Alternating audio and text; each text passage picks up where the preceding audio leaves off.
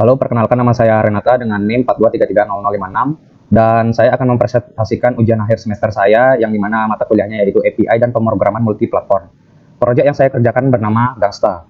Gangsta itu adalah sebuah platform SaaS untuk manajemen restoran multi-tenant. Aplikasi ini memiliki 3 peran, yaitu customer yang bisa menjelajahi restoran dan memesan makanan, kemudian partner yang merupakan pemilik restoran untuk mengelola cabang, menu, meja, dan pesanan. Yang terakhir adalah admin yang mengelola seluruh platform. Oke, untuk selanjutnya arsitektur Flutternya di sini saya menggunakan clean arsitektur yang terbagi menjadi 3 layer utama, yaitu data, repositories, dan domain. Yang pertama-tama, data. Ini adalah data access layer yang di dalamnya itu ada data source yang bersiklus seperti order management implementation yang bertanggung jawab langsung berkomunikasi dengan backend API menggunakan HTTP client. Terus kemudian repositories bersiklus order management repository implementation yang menjadi jembatan antara data dan business logic repository ini mengimplementasikan interface yang didefinisikan di domain layer. Kemudian yang kedua, folder domain. Ini adalah business logic layer yang berisi entities yang artinya model data murni seperti order entity yang merepresentasikan data order dalam bentuk objek Dart. Kemudian repositories yang berisi abstract class atau interface yang mendefinisikan kontrak, misalnya order management repository, mendefinisikan metode apa saja yang harus ada tanpa tahu implementasinya. Kemudian yang ketiga, ini adalah UI layer, yang dimana terdiri dari page, widget halaman utama seperti order management page, kemudian controllers, yang berisikan class order management controller yang mengelola state dan logika bisnis halaman, kemudian state, class order management state yang menyimpan data state saat ini. Dan dengan pemisahan ini, masing-masing layer tidak saling ketergantungan langsung. Semisal layer presentasi hanya berkomunikasi melalui controller hanya mengenal repository interface, dan implementasi data terpisah sepenuhnya. Oke, selain itu saya juga memiliki folder core untuk shared service seperti API client, storage service, dan WebSocket service yang digunakan lintas fitur.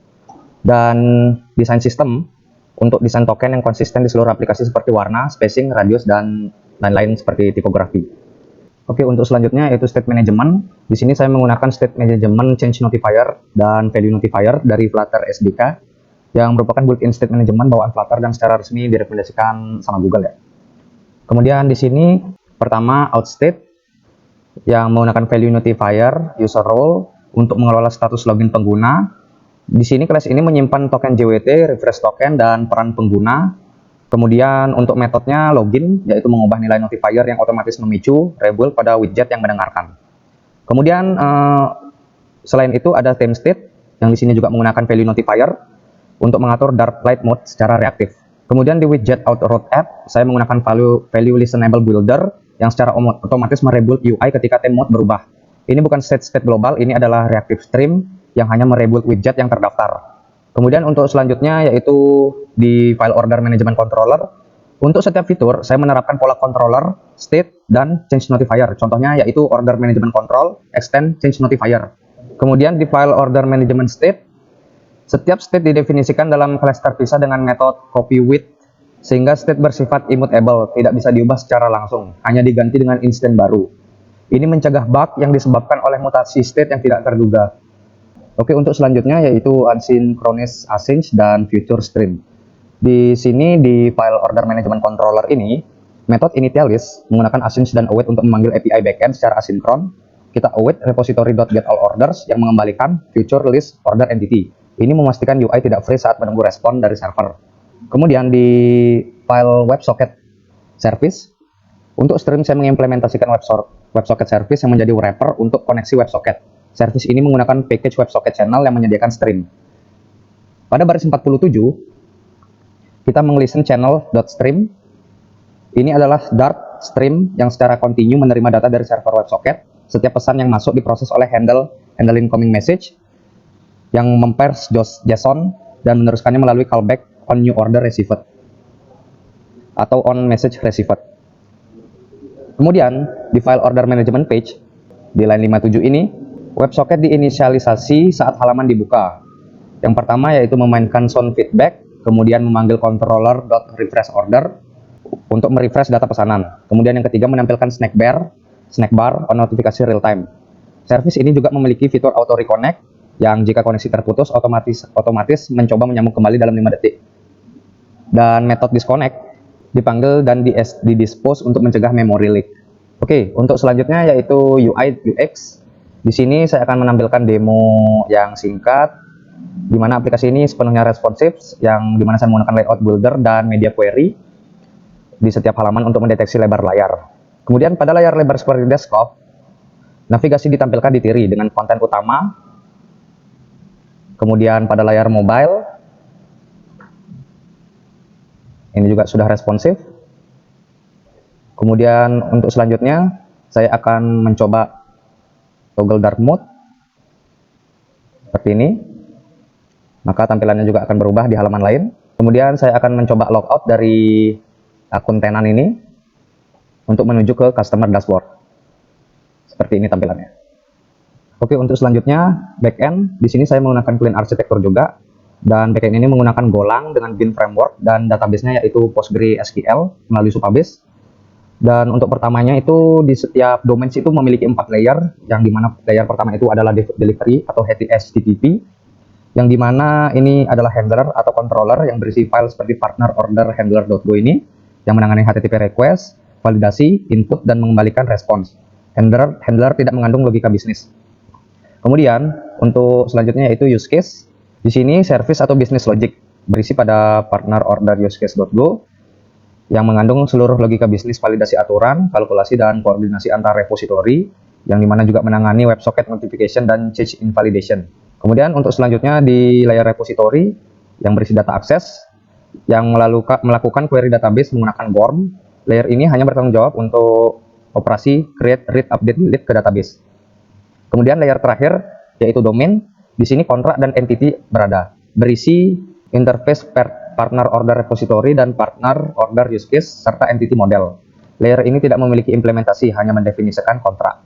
Kemudian di repository domain ini memiliki 10 domain yang terstruktur seperti user, tenant, menu, kategori, order, table, report, payment, subscription, dan wallet. Setiap domain mengikuti pola yang sama, memastikan konsistensi. Kemudian di file partnerroutes.go kita bisa melihat bagaimana dependency injection dilakukan secara manual. Repository di-create dulu, lalu diinjek ke use case, lalu use case diinjek ke handler. Ini memastikan setiap layer hanya bergantung pada abstraksi, bukan implementasi konkret. Oke, untuk selanjutnya yaitu standar OpenAPI atau Swagger. Di sini backend sudah dilengkapi dengan Swagger documentation yang di-generate otomatis dari anotasi kode menggunakan package Swag. Dokumentasi ini diakses langsung melalui endpoint Swagger index.html seperti yang bisa lihat di atas ini.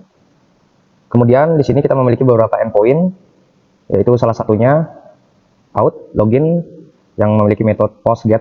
Di sini login user dengan request body email dan password. Dan untuk selanjutnya yaitu dokumentasi API Swaggo yang bisa teman-teman lihat di kode, ya ini mencakup summary and description, parameter, request body, response, dan security theme. Oke, untuk selanjutnya WebSocket real time. Di sini implementasi WebSocket-nya itu menggunakan package Gorilla atau WebSocket yang merupakan standar dari industri Go. Saya membuat sebuah hub di sini, yaitu pusat manajemen koneksi WebSocket-nya. Di sini stroke hub memiliki field client berupa map yang menyimpan semua koneksi aktif berdasarkan client ID. Setiap client ID bisa memiliki multiple connection, yang artinya satu user bisa terkoneksi dari beberapa device. Di sini ada 3 metode utama, yaitu register. Di sini register, kemudian metode kedua yaitu unregister. Yang ketiga itu ada send to. Yang masing-masing dari register yaitu mendaftarkan koneksi baru dengan new text log yang treat safety. Kemudian unregister yang artinya melepaskan koneksi saat klien disconnect. Yang ketiga yaitu send to, mengirim pesan JSON ke semua koneksi milik satu klien ID. Kemudian untuk file selanjutnya yaitu routes.go yang menunjukkan endpoint atau WebSocket. Di sini register WebSocket route. Endpoint WebSocket diregister di route dengan parameter query token untuk autentikasi JWT. Setelan token divalidasi jika role customer client ID adalah user ID mereka, jika role partner client ID adalah tenant ID mereka, sehingga notifikasi di routing per cabang restoran. Di file partner order use case, saat order baru dibuat, use case mengirim notifikasi real time melalui WS group send to tenant ID dengan tipe new order, dan saat status order diupdate, notifikasi dikirim ke kedua pihak. Tenant mendapatkan event order status dan customer juga mendapatkan update real time. Kemudian di file selanjutnya yaitu Flutter WebSocket Service. Di sisi Flutter, WebSocket Service memiliki fitur Auto Reconnect, yang jika koneksi terputus, timer 5 detik akan mencoba menyambungkan kembali secara otomatis. Metode Disconnect memastikan clean up yang bersih saat user meninggalkan halaman. Oke, untuk selanjutnya yaitu sistem caching.